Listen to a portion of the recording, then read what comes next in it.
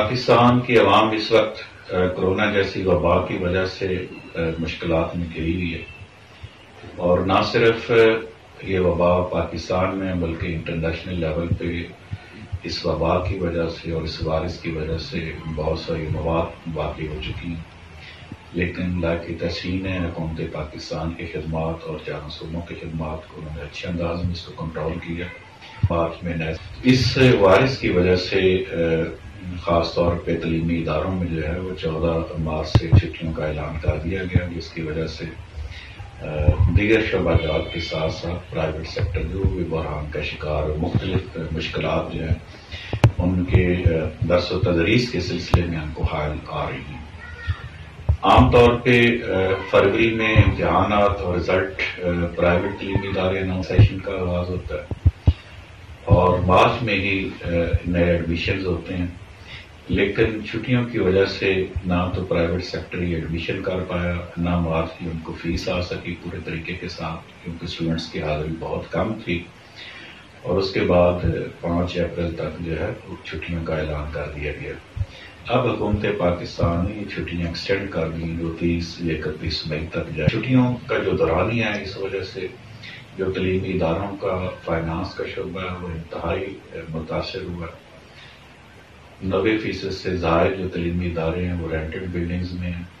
ان کے لیے رینٹ ادا کرنا، اپنے سٹاف کی سیلریز کا ادا کرنا، جو نان ٹیچنگ سٹاف ہے ان کی تنخواہیں ان کو ادا کرنا،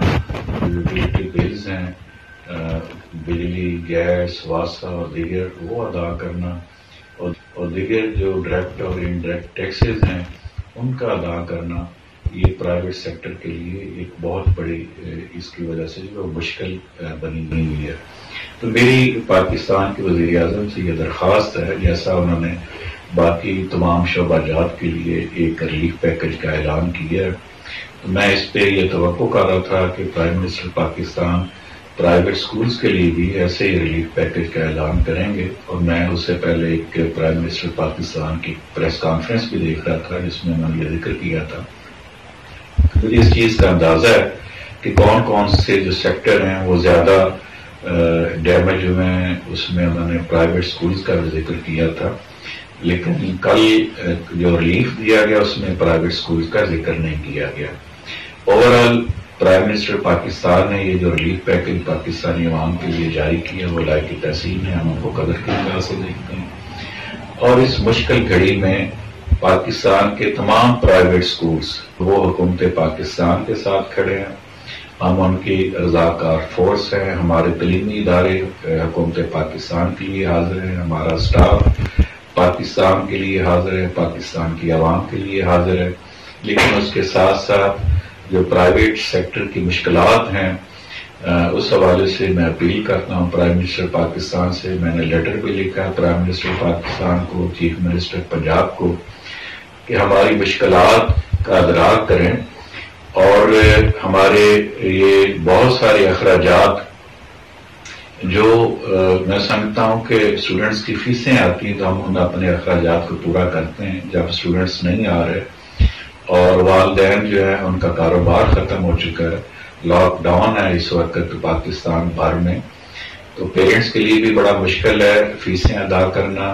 اور فیسیں آ بھی نہیں رہی۔ تو میرا اس حوالے سے یہ مطالبہ ہے 5 نکات پہ میرا پرائم منسٹر پاکستان سے کہ سب سے پہلے تو پرائیویٹ تعلیمی اداروں کو جو سٹاف ہے ان کے لیے سیلری کا اہتمام حکومت پاکستان کرے، ہمارے جو یوٹیلیٹی بلز ہیں بجلی، گیس، واسطہ اور دیگر وہ 50% جو ہے ان کو ویو آف کیا جائے۔ اس کے علاوہ جو رینٹڈ بلڈنگز ہیں، میں سمجھتا ہوں 90% سے زیادہ اسکول وہ رینٹڈ بلڈنگز میں، ان کے مالکان سے کہا جائے، اپیل کی جائے کوئی 2 یا 3 مہینے جتنے دن چھٹیاں ہیں وہ پرائیویٹ تعلیمی اداروں سے رینٹ چارج نہ کریں۔ اس کے ساتھ ساتھ جو ڈائریکٹ اور انڈائریکٹ ٹیکسز حکومت پاکستان اور حکومت پنجاب چارج کرتی ہے پرائیویٹ تعلیمی اداروں سے 1 سال کے لیے وہ نہ لیے جائیں، اور لانگ ٹرم کے لیے پرائیویٹ تعلیمی اداروں کو بلا سود قرضے جاری کیے جائیں۔ یہ ایک جو خلل آ چکا ہے درس و تدریس کے حوالے سے،